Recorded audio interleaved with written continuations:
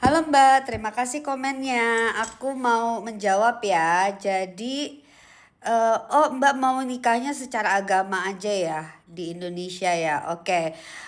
Kenapa nggak langsung menikah di catatan sipil aja? Jadi lebih mudah. Karena gini loh. Perhitungannya gini. Buat aku keuntungannya, benefitnya kalau Mbak nikah di Indonesia.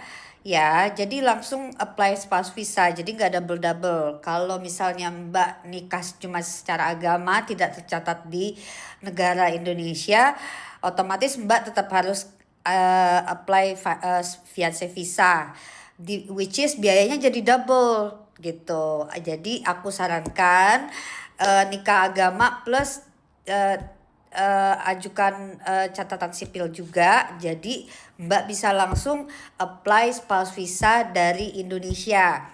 Nah, persyaratannya apa aja? Persyaratannya itu baik fiancé visa maupun spouse visa itu harus kita proof hubungan relationship kita itu minimal 2 tahun. Misalnya berupa foto yang ada di sosmed atau Mbak pernah travel berdua, itu tiketnya di proof, dilampirkan. Lalu kemudian chattingan Mbak dengan partner itu juga dilampirkan. Nah, kalau melihat kasus Mbak ini, aku sarankan sih menikah catatan di negara Indonesia tercatat aja. Jadi nggak buang-buang uang, nggak buang-buang double uang. Nah, untuk mengenai persyaratan finansialnya nih, aku jelasin ya. Jadi financial requirement-nya itu bisa dikombin, bisa juga tidak. Misalnya, kalau misalnya hanya suaminya Mbak aja nanti yang akan proof financial requirement, which is setahun itu income-nya itu harus 29.000 pound sterling. Jika suami Mbak karyawan, lampirkan payslip, dia pasti tahu P60 dan tax. Dia pasti ngerti itu. Lalu kemudian bisa juga dikombin dengan income Mbak juga yang ada di Indonesia. Pokoknya in total minimum 29.000. Kalau misalnya Mbak membawa anak nanti untuk tinggal di UK, itu ada biaya tambahannya lagi per anak ke sekitar 3.800. Nah, sekarang aku jelasin ya mengenai biaya spouse visa dan fiancé visa.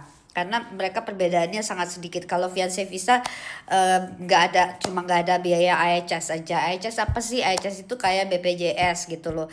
Jadi kita sebagai imigran kita harus bayar di depan untuk 2,5 tahun, karena visa itu kan spouse visa itu kan berlaku selama 2,5 tahun kan per spouse visa ya.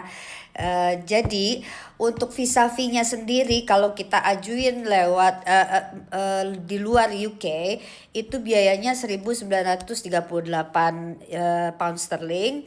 Kemudian biaya IHS-nya yang seperti BPJS tadi yang saya bilang, itu biayanya 2.587 pound sterling. Jadi Mbak nanti kalau sakit ke dokter apa gitu itu free, nggak ada bayar apapun, oke? Itu berlaku selama 2,5 tahun untuk biaya IHS tersebut. Nah, jadi dan proses visa, jangan lupa ya, lampirin tes TBC. Mbak daftar aja di rumah sakit, itu hasilnya cepet. Lalu kalau Mbak tes tanggal 9 April itu aman, karena hasilnya itu cepet kok, nggak nyampe seminggu. Dan Mbak bisa lampirin nanti pas mau ngajuin spouse visa atau fiancé visa. Oke. Nah, kan itu kan kalau kita pakai standar service itu makan waktunya itu 6 sampai 8 minggu ya. Nah, kalau misalnya Mbak mau lebih cepat dapat decisionnya, itu ada dua opsi, ada priority dan super priority. Kalau priority itu biasanya kita dapat hasil 5 sampai 6 hari kerja. Kalau super priority itu biasanya dalam waktu 24 jam atau berapa jam gitu ya. Nah, kalau Mbak mau tambah priority, extra charge-nya itu kalau dari luar UK itu sebesar 1.000 pound, dan kalau super priority itu sebesar 2.000 pound. Nah, itu semua biaya itu in total itu hanya untuk bayar di government UK ya. Kalau Mbak mau pakai solicitor atau lawyer, saya sarankan pakai lawyer di UK karena mereka paham banget gitu, ngerti banget. Aku juga punya solicitor, aku habis ajuin visa kedua kan kemarin. Oke, average-nya itu biaya solicitor itu biasanya di angka 3.500. Aku karena kemarin agak terburu-buru jadi aku bayar 5.000 gitu. Nah, jadi segitu aja. Jadi kalau menurut aku, saran aku daripada Mbak double-double kalau udah berniat nikah di Indonesia secara agama, langsung aja registrasi di catatan sipil lagi. Jadi nggak repot-repot bikin visa 2 kali. Itu saran aku. Nah, toh nanti pas Mbak nyampe di UK udah pakai UK spouse visa, udah terdaftar di embassy Indonesia bahwa Mbak menikah dengan suami dengan British gitu. Jadi nanti pas Mbak nyampe di UK, Mbak tinggal daftar aja di by online ya, gampang banget. Daftar diri, daftar pernikahan. That's it, simple banget. Jadi nggak ribet gitu loh. Jadi menurut aku ada baiknya menikah di Indonesia secara agama daftarin aja langsung.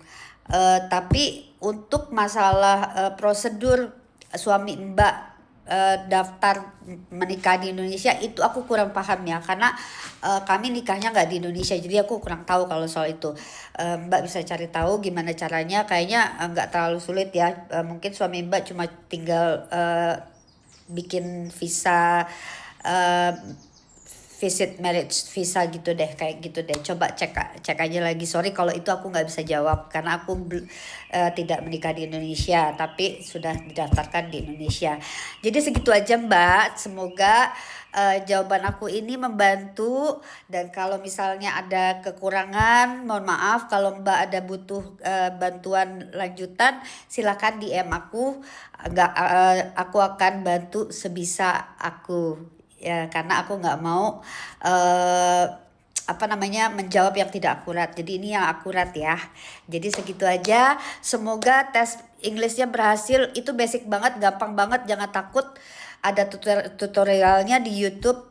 Pelajarin aja di situ. Itu cuma 10 menit. Tesnya 15 menit selesai.